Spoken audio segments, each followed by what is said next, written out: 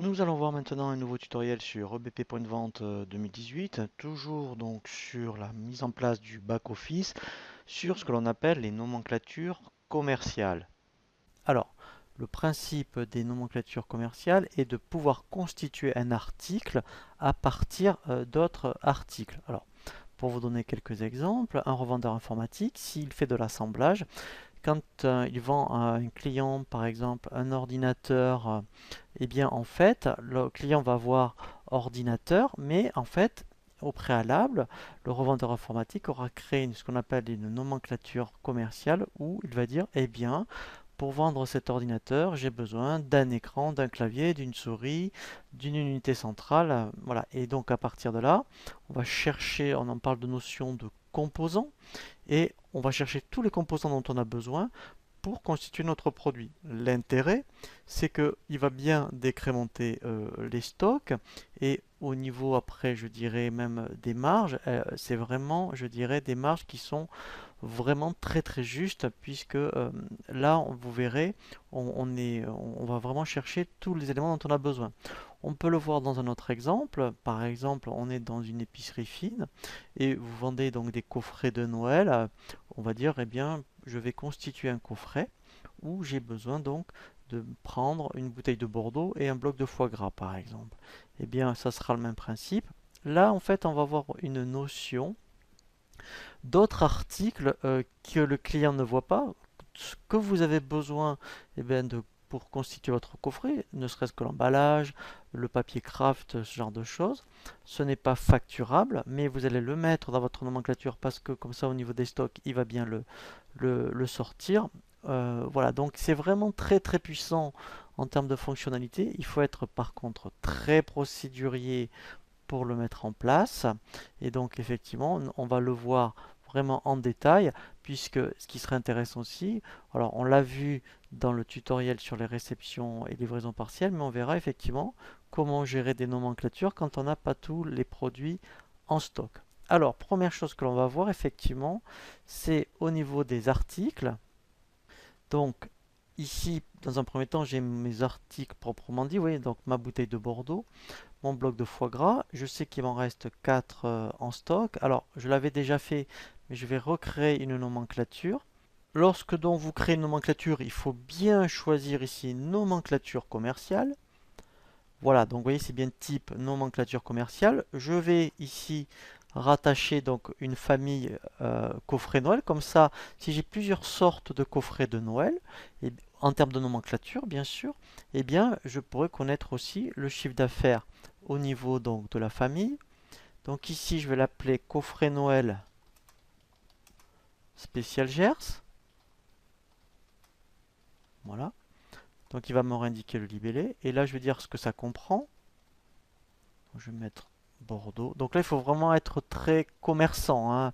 Voilà, moi je le mets, je dirais, de façon très synthétique. Mais vous, je vous invite vraiment à mettre quelque chose de très détaillé. Ici, pour l'instant, prix de vente 0. On va voir ce qui se passe lorsqu'on va donc aller chercher tous nos articles pour composer la nomenclature. L'onglet divers, donc là, il n'y a rien de particulier. Voilà, comptabilité, voilà, déjà c'est intéressant. Alors déjà ici, vous voyez, comptabilisation des nomenclatures pour la... Voilà, ici, vous voyez, on dit est-ce que vous voulez donc mettre un compte comptable qui est propre à la nomenclature. Vous voyez ici, quand on va dans territorial, voilà. Donc là, quand je vends, si je le vends à 20%, ici, je mettrai un compte spécifique. Sinon, lui, si vous mettez composant, il ira chercher, il ira donc transférer comptablement plutôt le compte de vente des articles. Voilà, hein, donc là, c'est à vous de voir en compta, vous tenez compte donc de votre nomenclature ou pas. Donc là, je vais laisser nomenclature. Donc ça veut dire que là, éventuellement, vous voyez un exemple, eh bien, j'aurai vous voyez, je le mets par exemple, 707, 500. Par contre, au niveau achat, vous ne mettrez rien puisque la nomenclature entre guillemets, vous ne l'achetez pas, hein, puisque ce sera les achats de vos composants. Donc c'est surtout le prix de le compte de vente. Ensuite, donc là, bon, image, rien de particulier. Et nomenclature, voilà, c'est là où c'est le plus important. Alors déjà, première chose, on va dire, je vais aller chercher les articles dont j'ai besoin pour faire mon coffret de Noël. Donc là, je vais dire, eh bien, j'ai cherché ma bouteille de Bordeaux. Et ensuite, je vais aller chercher ici mon bloc de foie gras. Alors déjà, mais peut-être que pour une nomenclature particulière, vous avez besoin de plusieurs articles. Voilà, hein, ici au niveau quantité, je parle pour la constituer. Moi, je mets un, mais peut-être que pour quelque chose de particulier, vous en avez besoin de plusieurs. Voilà, où je pourrais très bien dire, bah, tiens, dans mon coffret, je mets 2 bouteilles de Bordeaux. Voilà, pourquoi pas. Ensuite, donc là, ce qu'il a fait, lui déjà, si je vais dans l'onglet détail, voilà, il est allé me mettre le prix de vente des composants. Eh bien, je peux très bien dire, eh bien, moi, en fait, ici, je vais dire non, je le vends 30 euros, je vais vous expliquer pourquoi. Voilà, déjà, donc quand je reviens à mon nomenclature, voilà, donc si je regarde ici pour le répartir, je peux dire que les 30 euros, en fait, eh bien, ce qui va se passer, c'est que pour un coffret, par exemple, vous auriez peut-être ici, ce qui est sûrement d'ailleurs, vous voyez, il y a des choses ce qui est normal. Enfin, on ne le facture pas au client, enfin le client ne le voit pas. Dans un coffret, il y a le papier craft, il y a l'emballage. Bien ici, alors je ne l'ai pas créé, mais je vais mettre un autre produit si vous voulez. Ce que je veux dire, c'est que cet article-là, vous n'allez pas le facturer. Voilà. Mais, en fait, il va être pris en compte. Vous voyez, donc ici, 0. Voilà. Mais il est pris en compte dans votre prix de vente. C'est pour ça que c'est très important de gérer des nomenclatures quand vous faites ce type d'article, parce que vraiment au niveau de vos marges, c'est affiné. Parce que sinon, quand on a plein de petits produits comme ça qui ne sont pas facturables, ils restent en stock, ils sortent jamais. Et en fait, on vous dit la marge est de 100%. Eh bien, pas tout à fait, puisque en fait, c'est des choses que malgré tout vous sortez, que vous vendez. Alors, on n'est pas obligé de marger dessus, hein, mais on peut faire donc comme ça. C'est-à-dire que vous le vendez 30 euros. Et là, en fait, vous vous dites par exemple, ensuite, eh bien, ici, vous allez dire, alors c'est pour faire 100%, je vais dire, ben, je vais donc répartir 20% de mon prix de vente ici et 80% ici. Voilà. Et en fait, hein, donc ici, voilà, c'est pour gonfler, je dirais, la marge, mais dans le bon sens du terme, parce que tous ces produits-là, vous ne pouvez pas, je dirais, en tenir compte. On peut pas répartir un article non inclus, mais par contre, il va en tenir compte dans la sortie. Donc ça, sincèrement, c'est vraiment très important.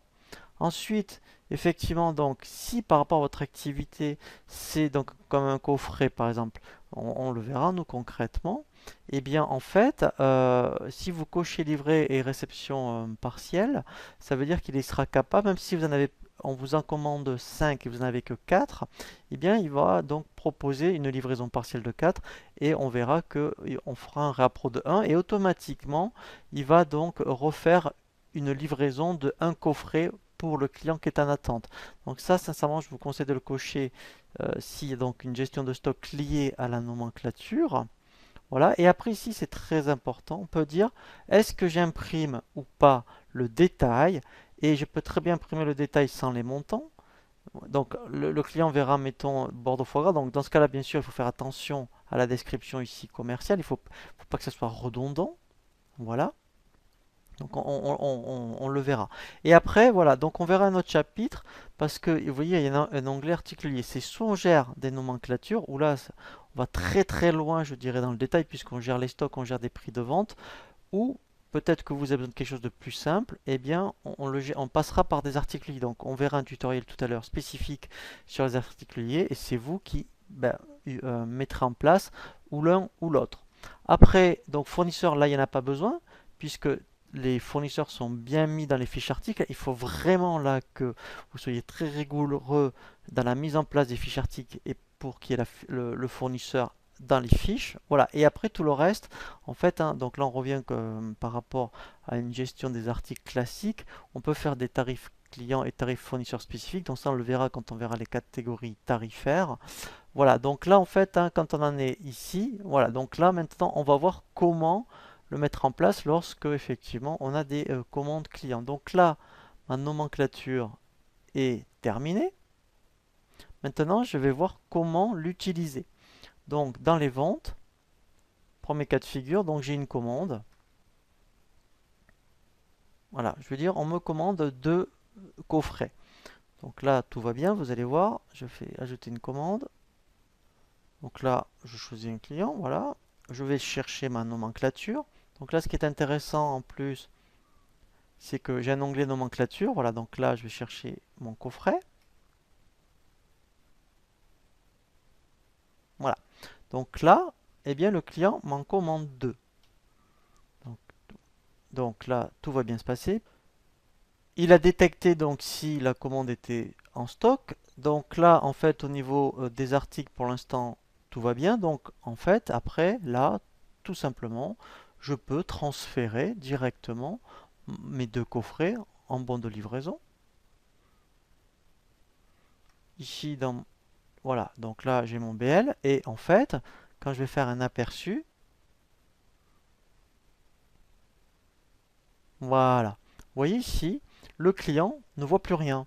Il voit uniquement coffret Noël, voilà, et il n'a pas le détail. Donc ça, c'est vraiment très bien. Et après, on peut, donc vous voyez, donc là, si je fais un aperçu, on a la même chose. Voilà, et là, vous voyez que, voilà. Donc là, en fait, il ne le voit pas, hein, je peux vous l'assurer. Donc là, on a vu le cas de figure où en fait j'ai les quantités en stock et tout se passe bien. Maintenant, on va faire un cas où donc maintenant il ne m'en reste plus que 2. Hein. Donc si je vais vraiment maintenant, voilà, vous voyez que il me reste 2 bouteilles de Bordeaux, 2 bouteilles de foie gras. Eh bien, je vais demander, donc un client me passe une commande pour 3 coffrets et on va voir ce qui se passe. Donc bien sûr, il faut vérifier que dans nomenclature, ici, voilà, hein, ça soit bien coché. Livrer réception partielle pour la nomenclature et inclure l'Auréa Pro automatique. Donc pour ça, en fait, je vais repasser une commande. Voilà. Là, je dis par contre, le client m'en commande 3. Voilà. Et donc, alors c'est vrai que là, voilà, donc là déjà, vous voyez, ça c'est intéressant. Il me dit, ok, sauf que moi j'en ai que 2 en stock. Donc le fait d'avoir coché la nomenclature, donc là, eh bien, c'est un peu comme dans le chapitre que l'on a vu sur les livraisons et réceptions partielles, c'est le même cas de figure. Si le client est d'accord d'en recevoir 2 et dans, par exemple, 48 heures, le reliquat, dans ce cas-là, eh bien, on fait livrer. Voilà. Ici, donc, on coche, vous voyez, parce que pour l'instant, donc là, on le revoit vraiment en détail, ça, je dirais, dans le tutoriel sur les livraisons partielles. Quand il y a une ampoule, ça veut dire qu'il y a possibilité de livrer, mais pas tout. Donc, dans ce cas-là, ici, j'affiche les commandes, voilà, et ici, qu'il est possible de livrer en fonction du stock. Et il va me calculer, voilà, quantité à livrer partielle. C'est lui-même qui va me dire, ok, moi je vais générer un BL de 2 coffrets dans ce cas-là. Donc je fais enregistrer et fermer. Voilà. Donc je valide la livraison. Je vais demander qu'il m'ouvre donc le BL. On a bien donc ici, vous voyez, eh bien gérer 2, donc c'est tout à fait normal. Donc maintenant, il va falloir passer des commandes au niveau des fournisseurs et vous allez voir que le fait de passer directement des commandes aux fournisseurs, il va donc détecter que pour un client il en manque une et nous proposer directement de livrer directement le coffret manquant. Je vais donc passer déjà les commandes respectives pour les bouteilles de Bordeaux et donc le foie gras. Donc là, je passe ma commande, fait par le Bordeaux. Voilà.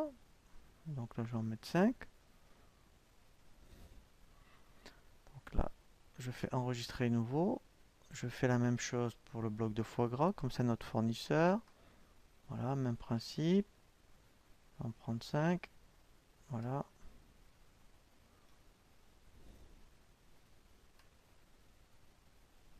Voilà. Et là, en fait, qu'est-ce que je vais faire? Je vais générer donc des bons de réception. Donc je vais commencer par le Bordeaux. Donc là, je fais transférer. Voilà, en bon de réception. Voilà.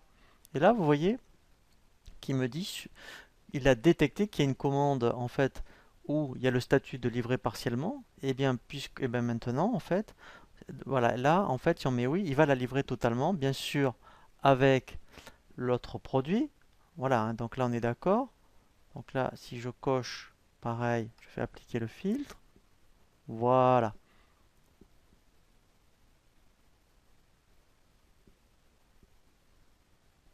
Je fais enregistrer fermer. Voilà, je valide.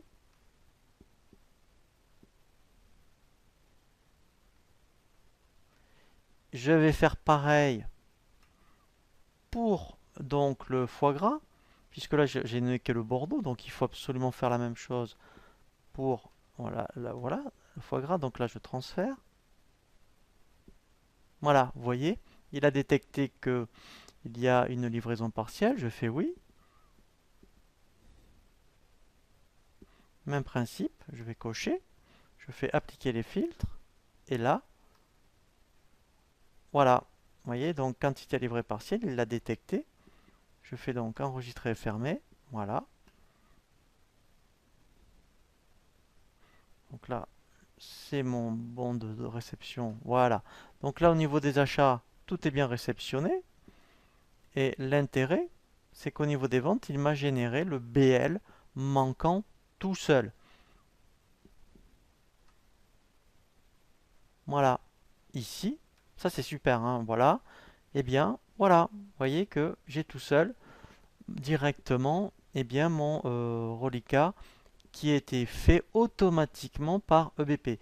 Donc sincèrement, hein, c'est très puissant hein, cette fonctionnalité, mais vous voyez que il faut être quand même très procédurier sur la méthodologie parce que tout est fait automatiquement. Je reconnais qu'on peut être un peu perdu au début, mais quand on en a fait deux ou trois, après, enfin, c'est vraiment du presse-bouton. Et là, au moins, après, eh bien, sincèrement, c'est vraiment très très juste après au niveau donc des marges et des stocks, puisque si dans la nomenclature vous prenez tout en compte, et bien après, sincèrement, au niveau des stocks, il n'y a pas de surprise. Je vous propose maintenant un nouveau tutoriel sur les articles liés.